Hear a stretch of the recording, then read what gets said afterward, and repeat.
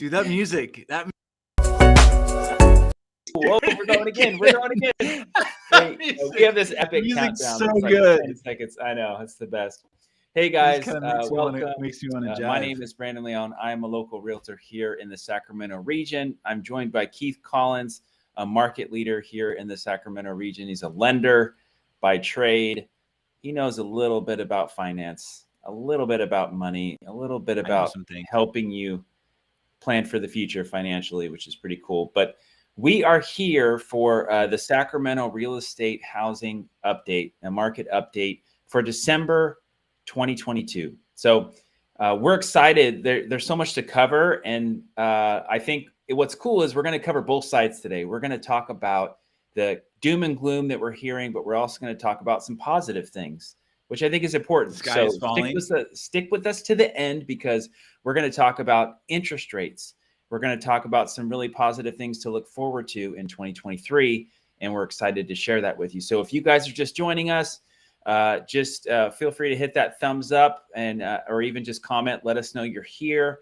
We'd love to hear your questions throughout this time. We'll take some time to answer some questions. So some of the things that we'll be covering today, we'll be talking about the percentage of the rate changes that are coming. We'll be talking about the percentage of houses that have concessions here in the Sacramento area. We'll be talking about how much the house prices have declined. We're going to share some just crazy stats with you. So super excited about this show. Keith is going to cover some really cool stats. I think you could look at it regionally, but then some in our area as well. So let's kind of jump we got some really cool stuff happen tomorrow. There's a big day in the market tomorrow that we're all excited for. So we got some good stuff. Yeah. Beautiful. So I think there's a lot of people that are on this like dopamine high of negative outlook of the real estate market. They're on a dopamine high of negativity. Yeah, weird, right? Yeah. It doesn't even make sense. Yeah.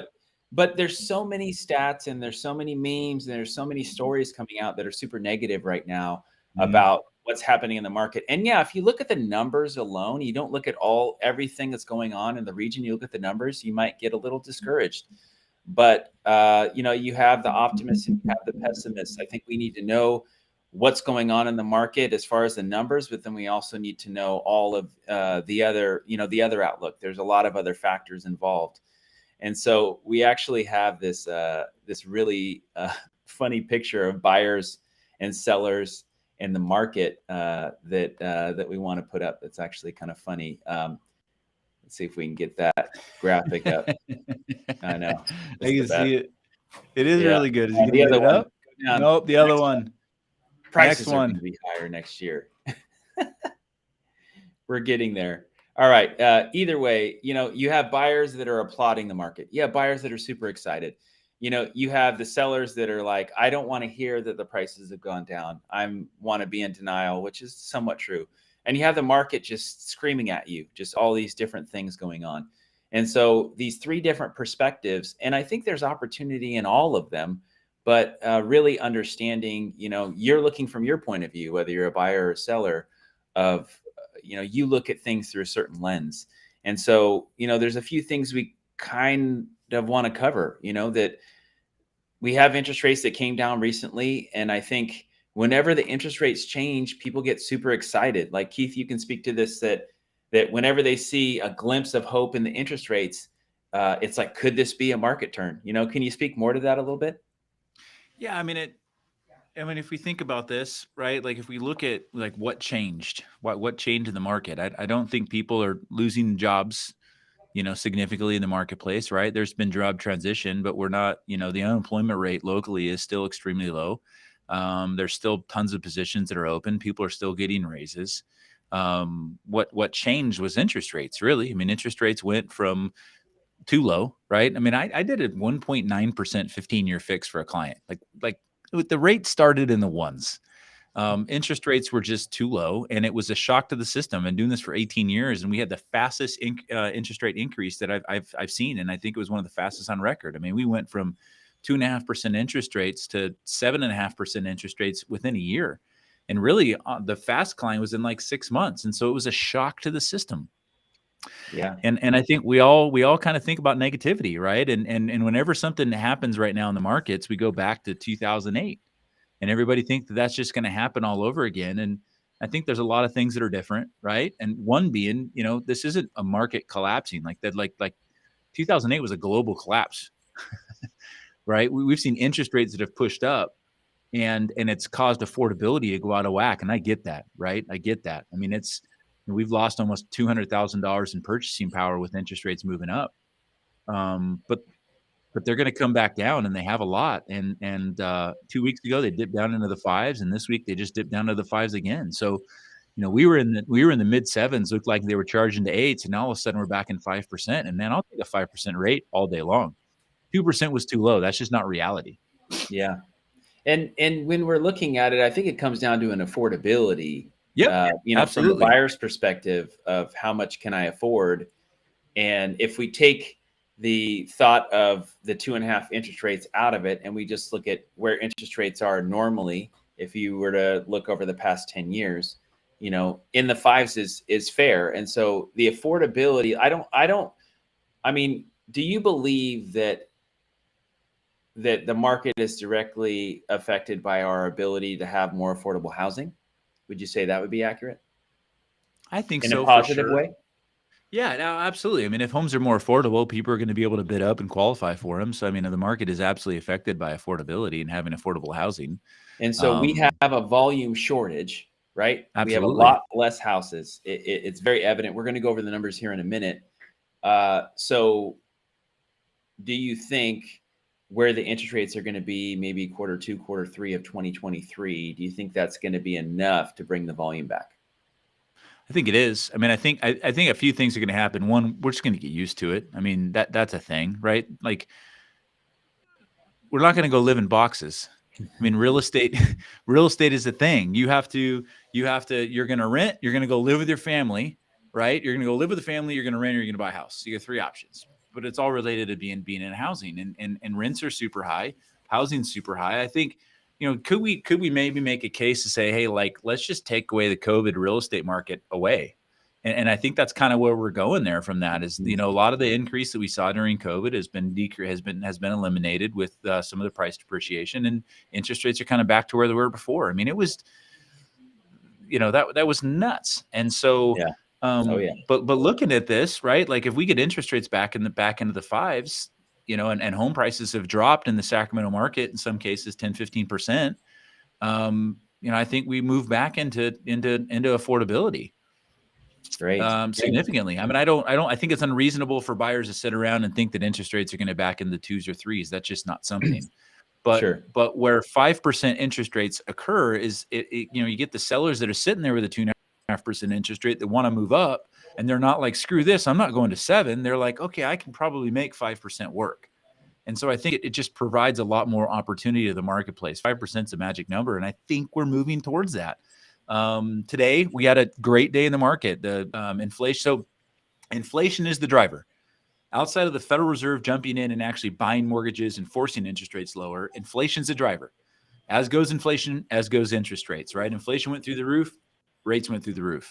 Inflation's starting to come down, interest rates are going to come down with it. And so, and my case for that is, today we had year-over-year core inflation numbers came out, and they were decreasing, and interest rates rallied, and they dropped back into the fives, which is awesome. 2 weeks ago, the Federal Reserve said, I think inflation is starting to subside, and we may not need to take these aggressive hikes that we've been taking. And we saw the single largest interest rate drop in a day on record. And all it was the Federal Reserve saying inflation's starting to come down. So as inflation continues to come down, rates will come down with it. And I think opportunity will come back into the market. But maybe I'm getting ahead of myself here, but this market's different. It's way different. I saw this stat here, and we're going to talk about it. 1.9% of homes, all homes in America, less than 2% of homes in America are actually still underwater, even with this price decline. Pre-bubble, it was 25%. It's different. It's different. It doesn't feel good. It's not awesome, but it's different. But it's all perspective. To your point, it's all perspective on looking at previous markets, and now we're in a different type of market. And the sooner everyone gets on the same page of what to expect in this market, and it's all new, you know, Right. and it's getting used to something different. So that's the way Yeah. every market But I mean, starts.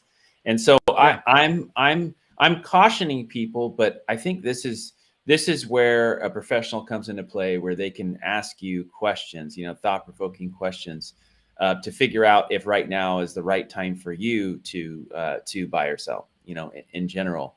And so the truth is the market's still moving, right? We're missing some buyers here. There's a shortage of buyers for obvious reasons. Prices have dropped way faster than normal, and houses are taking longer to sell. So I don't believe that sellers are really up to speed on the pricing yet.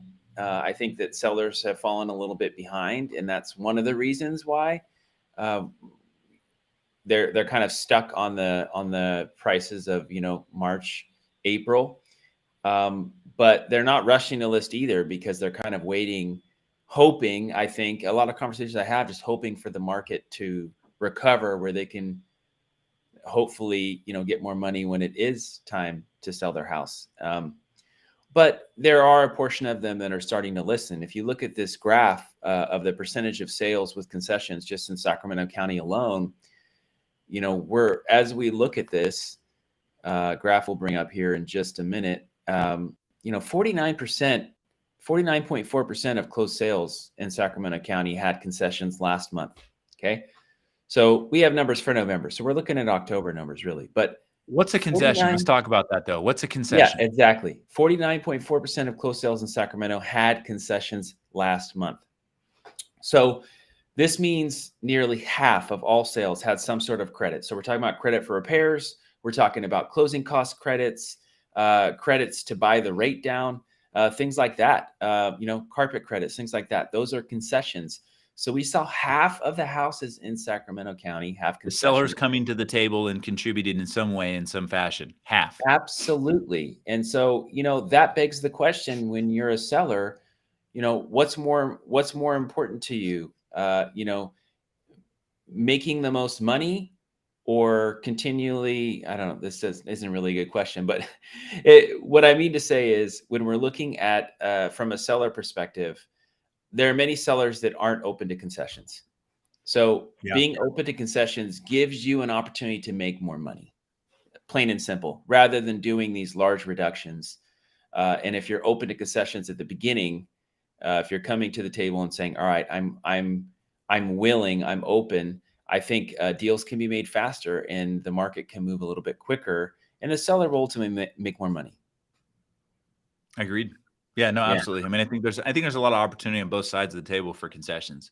I mean, there's a marketing strategy there. You know, I was talking with the buyer on the phone before we got onto this, and the buyer was saying, "Hey, like, I haven't even negotiated, and the sellers, you know, are already offering a financing package that's going to buy my interest rate down 2%. So that's really cool, and they're excited about that home because of that offering." Right? They're talking about that home because of that offering, not that home because it's got the pool that they want, or it's got the square footage that they want, or the school district, but because it's got that offering which relates to affordability. So, you know, sellers coming to the table and offering those types of creative strategies. Hope is not a strategy. I heard you say hope a few times, right? Like, and I'm not suggesting that you believe hope is a strategy, right? But like, you know, I'm hoping for this or hoping for that. Hope is not a strategy. We need to put strategies in place to sell houses and buy houses. Yeah. And and so having a strategy in place to provide more affordability to sellers is awesome. And then from a buyer standpoint, like, it's wild when I'm seeing buyers being able to negotiate right now. Properties appraising over value, getting all their closing costs paid, getting credit cards paid at close, and getting carpet credits. I mean, it's a pretty interesting window of time right now for buyers. Yeah. So we're going to be giving, towards the end of this video, we'll be giving actual buyer and seller tips to take advantage of the Okay. market right now. So we're going to get there. Everything you said is 100% correct. And so that'll be one of our seller tips later, which is really cool. So the next thing we're going to cover, prices have declined 3 times faster than usual. So I think that's kind of where you're hearing a lot of stories around, is how quickly prices have come down. You know, if we look at the median price since the pandemic, just even in the Sacramento region, we're looking at that, and we have, you know, towards March, 440,000. March of 2020, we have $440,000 Now this is the median, of course, but then we get upwards of June, July of 2022 at 625, and then now we're back down at 550. Now Sacramento region is a pretty big region. We're talking about Sacramento, Placer, Yolo, and El Dorado County, but some people might look at those stats and just be completely alarmed. But we're looking at every house, right? We're looking at everything except for condos, all single family residents. So it's a wide range. I think these numbers are important to even just look at, just to know the volatility of pricing, and how that's having effect on the market right now. Agreed, man. Agreed. It's interesting. There's opportunity, but it's interesting for sure. I mean, look at that median price since the pandemic, that decline. It's a big one. And really, as you see the prices really jump in February of 2022, right? You have this like 5-6 month period of it higher than the rest of the pricing, and it was getting to a point to where it wasn't sustainable. And I remember us doing even market updates like this back then, of talking about buyers paying $50,000 or $100,000 over the list price, and having appraisal issues, and having all of these different issues. It's wild. It couldn't continue. It got so hot that it has to cool off. Right. It has to. It was unhealthy. And so, looking at some stats that we're going to cover here in just a minute, just looking at, even though the prices have gone down, there's still equity available to many, many people, which we'll cover here in a minute. So, what's interesting too is when I look at this graph, as I look at the median price since the pandemic, if I'm lining this up right, it looks like May is really kind of the start of the drop at the 625, and then it steps down one more line. That's May, and May rates are about 5%. So that's kind of the number that caused, once rates started moving above that, that's kind of the number that caused, obviously, affordability to decline. Yeah. And then prices come with it. Right. And so let's jump down to the volume, because that's the kind of the conversation. Like, I'm at a dinner party, or I meet up with someone and they ask me like, man, there's like no houses for sale. Like, what happened to the volume? It's like we're either talking about volume, or they're just asking, hey, how's the market in general, right? And it's all depends on who you are, right? A buyer or a seller. But we look at some of the market that's just missing in action, I guess you could say. The volume is the story. That since May, we've seen over 5,000 fewer sales in the Sacramento region compared to last year. So volume of homes are down 29% to last year. But there's still been 13,000 sales. So, people focus on one stat. The market is still moving. We just have, a lot less buyers buying houses right now at this time of the year. Do you have the inventory stat for that? Like how many days on market? Like how many months of inventory we have with that volume declining? Yeah. I mean, we've gone up significantly. I think in some regions like 125%. Well, yeah, there it is, 251%. But if you look at it, Yeah. like you look at this volume, we scroll down just a little bit and you look at just the volume, it's up 250%, but that was from 0.7 to 2.4. Right. And still considered a buyer's market. 2.4 is pretty normal. Yeah. It's still considered a buyer's market. And I think that's the distinction of re-educating people on looking between the buyer and the seller. I'm sorry. Yeah. Still a seller's market. Yeah. It's still considered, and that's the thing. It's still considered a seller's market, yet everybody's acting like it's a buyer's market. And right. And I think that just because of the shock to the system of interest rates moving up so fast. And that begs the question, when interest rates come down a little bit, what's going to happen? Yeah. What's going to happen? Buyers are going to be more active.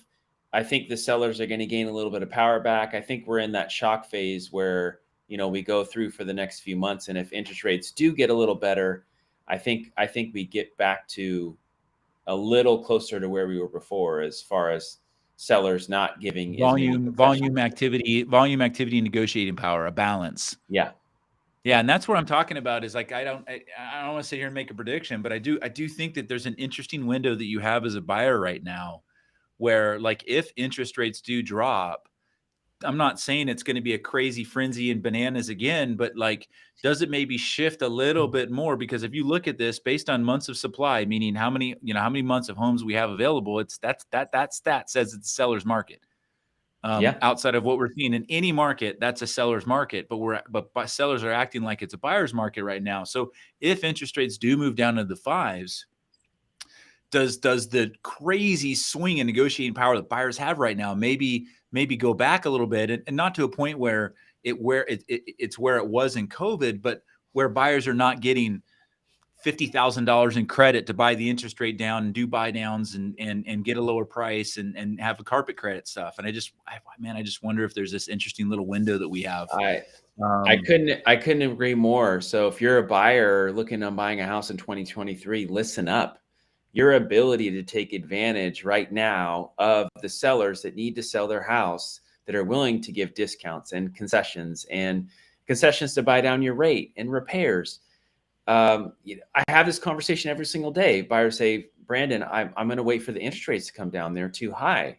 Well, this conversation we're having around this, if the interest rates do come down 5% or under 5%, if that does happen, then you're going to be paying more for the house. And you may not be able to get those concessions. You may not be able to get that discount on the house. You may be paying more.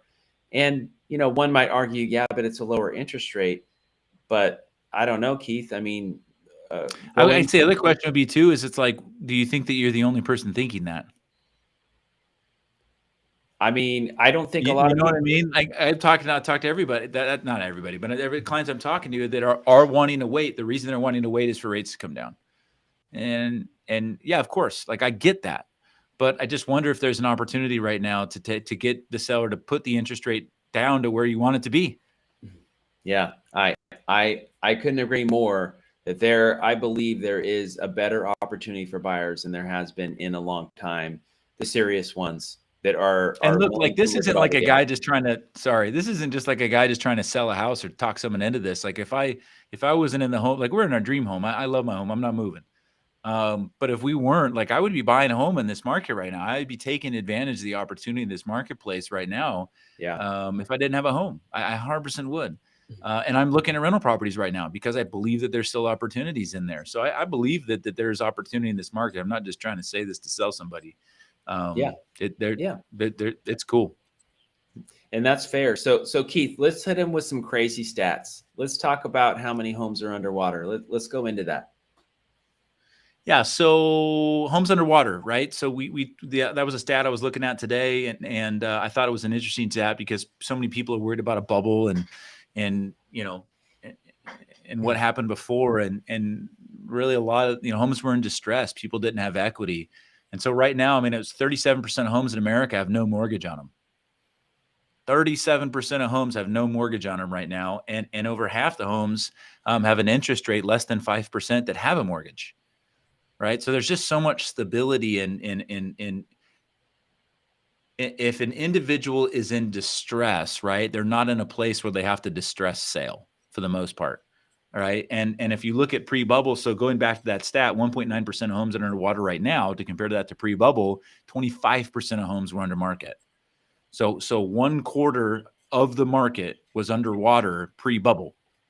And so, of course, those houses went into distress when people lost their jobs, and then the economic collapse had people lost their jobs, companies closed. I mean, that's not something that's happening right now. I mean, companies are still hiring; they can't find people. Yeah, it's an interesting spot right now.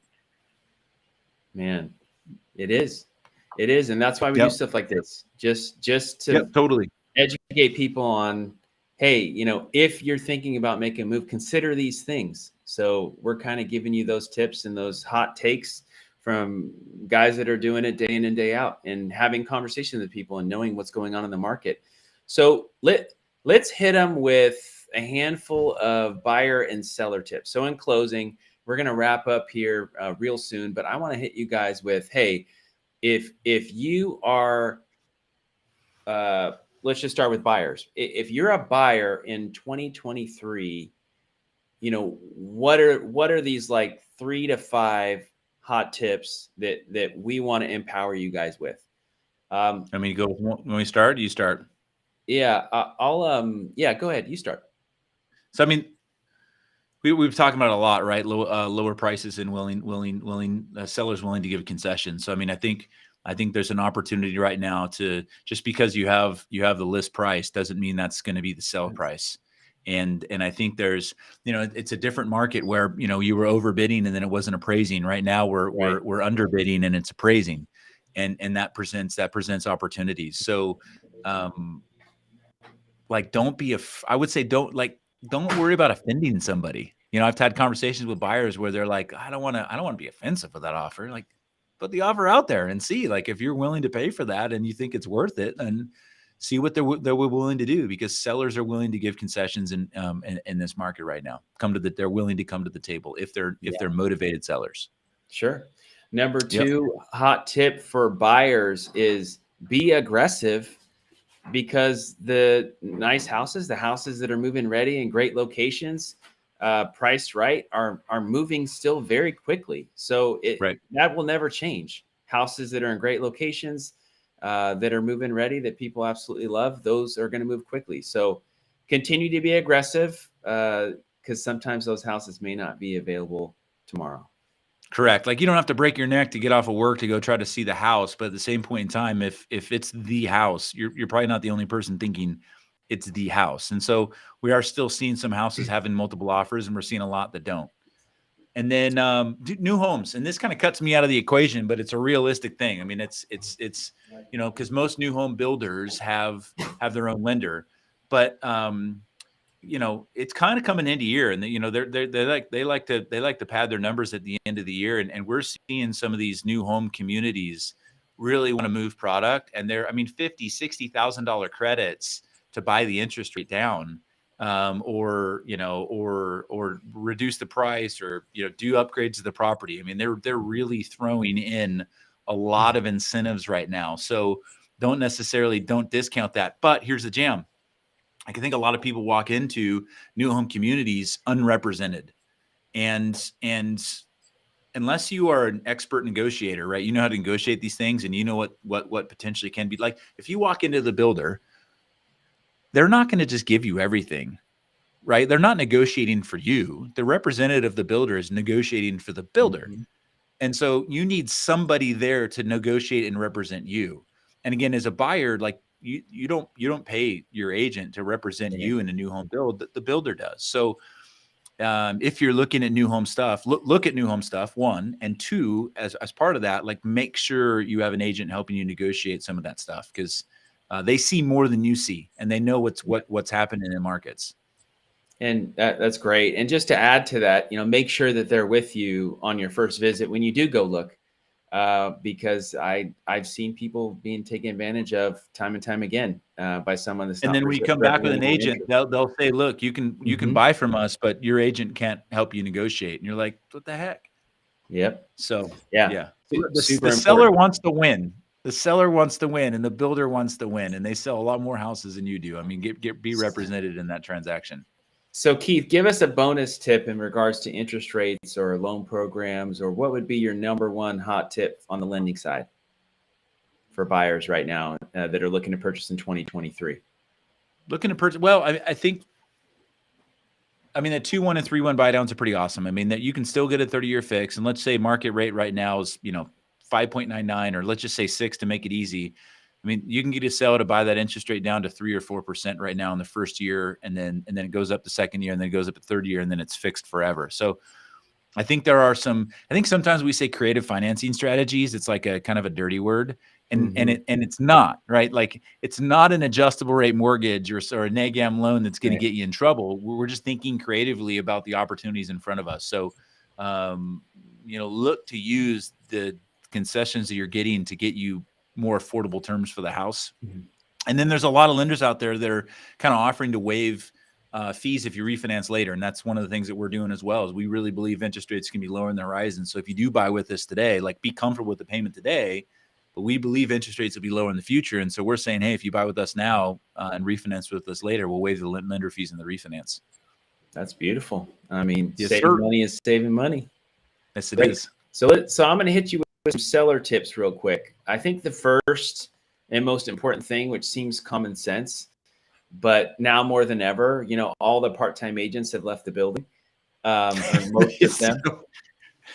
So if you're a seller, you're looking to sell your home, you need a professional. And I'm not just Yep. saying somebody that has had a couple signs up in your yard. I'm saying you need a professional that knows how to negotiate, that knows how to market and creatively market, that's actually active on social media, that is putting out video content that's relevant, where they're able to actually bring buyers to the table.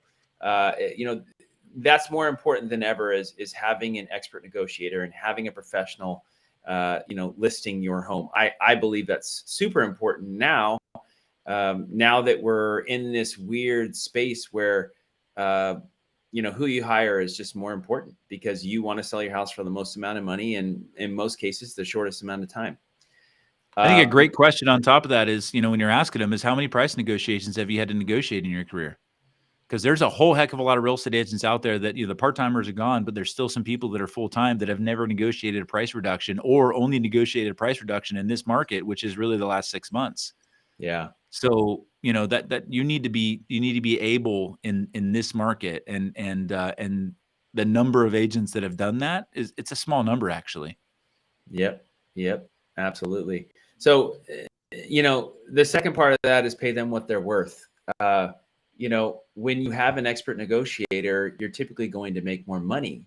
Now, when we're talking percentage, if a traditional real estate agent gets paid 6%, when we had, you know, 3% to the buyer's agent, 3% to the listing agent, when we had iBuyers and they were around and they were, it was very common. They say, "Oh, I'll just go to Open Door." Well, that's not really a thing anymore. It doesn't make sense for them. They're not buying up houses like they were before. So They're a actually lot of losing their short. iBuyers. What's that? They're actually losing their shorts. Yeah, yeah, they are losing so much So money much money. month in, month out from what they bought houses for. So they're Mhm. not buying your house, okay? And that's important to know. But when they were doing that, you would have listing agents come in, and maybe you'd be able to negotiate a lower interest rate. It's like, "Oh, I'll just pay the buyer's agent less commission, and I'll just pay you a little bit less commission, and that's fine." And some agents were okay with that. But there were people that were listing the house, and maybe I'm getting too deep into it, but there were people that were listing their house and only paying the buyer's agent 2%. And so they were buyer's agents that wouldn't show the house to their potential buyers, because they weren't being paid the 2.5 or 3% that would be considered standard. And so when you look at paying the buyer's agent and you look at the listing agent and how they're going to market your property and negotiate and all that good stuff, pay them what they're worth. If you have the right skilled negotiator, listing agent on your side, chances are you're going to actually save money in the long run, instead of having an agent that may not verse in negotiating and marketing, and you're doing, you know, $25,000, $50,000 reductions consistently until you can sell your house. Now, that's depending on price point, of course. I'm But gonna be a little more aggressive in this statement here, I like but it. I'm not a real estate agent. So I think, you know, in the market the last 2 years, you know, an agent discounting their price. I mean, I could, you know, if I'm sitting here as an agent, I'm like, man, I'm gonna put this thing on the market and it's gonna freaking sell. It's gonna sell in 5 days. It's gonna sell $30,000-$40,000 over list. I don't have a lot that I have to put into it. Sure, I'll discount my price. I'm still gonna make good money. We're gonna take care of these people, and it's not gonna be a lot of work. I think some agents discounting their price in today's market, you just need to be careful, because is it smart strategy, or is that a desperation? And I surely don't want a desperate real estate agent selling Nope. my home for me today. And I think that's really the difference right now in this marketplace is, your ability to sell a home in this market is directly related to the skill of your realtor. And someone who's willing to come in and discount their price, I wonder if it's more out of desperation than actual strategy in selling. Yeah, good point. Well, a couple more here. So hot seller tip number 3, if you're planning on selling your home in 2023, do be willing to do inspections and potential repairs before you list your house, so you can use it in your marketing. So So smart. you can actually make sure that the house is in good standing order. You have less surprises. You have more negotiating power and letting people know that you've actually done work to the house. So smart. So Yeah. smart. Number 4, be willing to explore concessions to buyers for their interest rates, for repairs. We've kind of already covered that, but that's a big one, because if you're willing to do that up front, you're going to negotiate a deal in most cases faster, and you're most likely going to make more money in the long run. At least that's been my experience. Yeah, man, you don't want to chase the market. I think of this as like a roller coaster, and people don't think about this a lot, right? But you're at a roller coaster, and so like in a roller coaster, you're either in the front or you're in the back. And if you're in the front of it, you can potentially take advantage of that curve, right? But the problem is if you're in the back, you're chasing the market.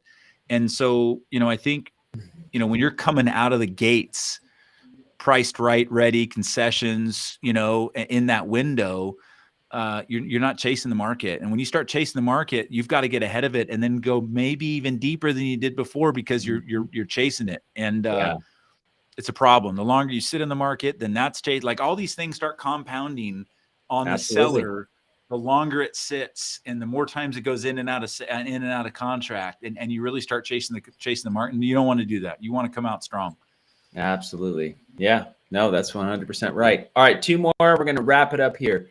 Number 5, if you're buying a house, if you're selling a house and buying a house, which is often a lot of the families that we help, know your budget before you even start the process. Like, look at your budget, know what you can afford. Of course, meet with a trusted real estate professional to see how much money you would make from your sale, but really know your budget. I can't tell you how many times I've had conversations in the past few months where we've gone and we've talked about it, and they're already looking at new homes. They haven't even explored their budget. And by the time they actually look at the interest rates, it's just a huge letdown because it's not exactly what they anticipated or expected.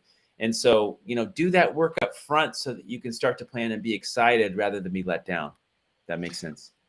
Yeah, and then if I could add to that too, like just be open to think differently about your finances. I know, especially if you're a seller, maybe you've got a substantial equity position. We're often seeing, sellers want to just transplant all that equity into new property, which I get. But if you're sitting on some debt, you actually get a lot more purchasing power. Look at household monthly outgo as opposed to monthly mortgage payment. You might have an auto loan or a credit card that's got a 16% interest rate on it.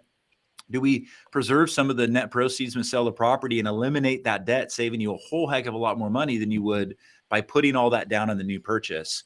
And then maybe does it mitigate that difference? I got a 3% rate right now and I'm going to a 5. How do I offset that payment? Well, we might be able to offset that payment by paying off other debt. So I would say step back for a minute and look at like everything. And don't just get super hyper focused on that purchase.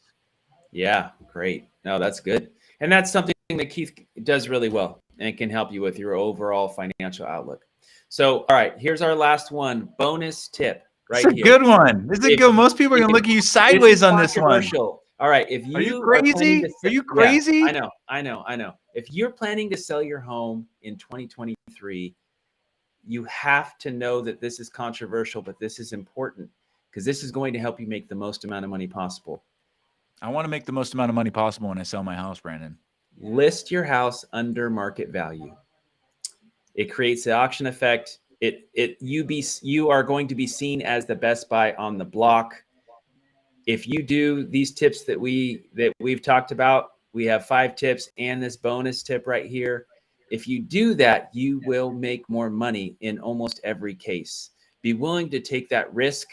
If you're going to do a reduction, if you get to that point where you have to reduce your house, you're not going to reduce it 5,000, 10,000 right now. You're going to be reducing it probably 15 to 20 minimum. So why not come out of the gate swinging and give yourself a chance to make more money on your sale than what you actually list it for?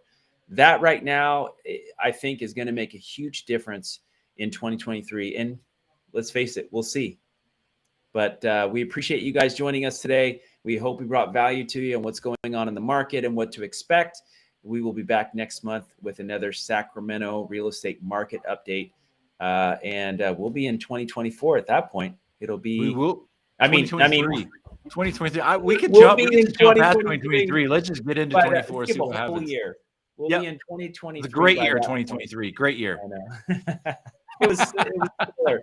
Thanks for joining us. My name is Brandon Leon, local realtor here in the Sacramento area. Keith Collins, Moving Mortgage. Keith Collins, Moving Mortgage. We will see you next time. Thanks so much, guys. Take care, y'all.